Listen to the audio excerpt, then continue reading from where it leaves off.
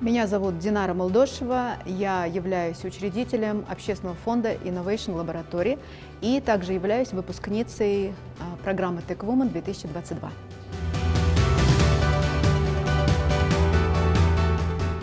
Данное мероприятие актуально, своевременно, полезно.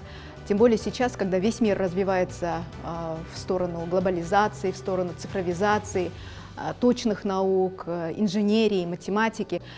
Естественно, Кыргызстан, как страна развивающаяся, не должна отставать от этого тренда. Тем более мы страна, которая не имеет доступа к выходу к морю, к океанам.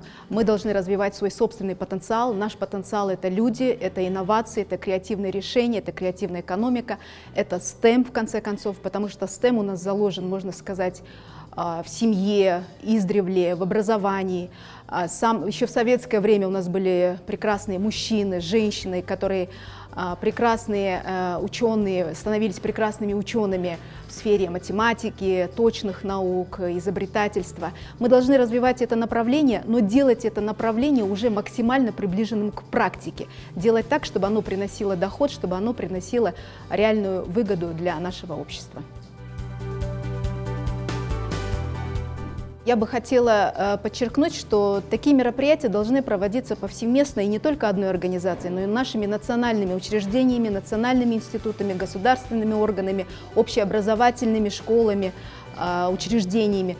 Потому что если мы будем все вместе, если мы вместе будем развиваться в направлении и понимать, что такое STEM, и развивать, и воспитывать наших девочек, мальчиков в образовании, и брать приоритеты на развитие инноваций, приоритеты на развитие STEM, на развитие точных наук, IT-наук, и если мы это все будем делать вместе, то, конечно, у нас будет результат замечательный.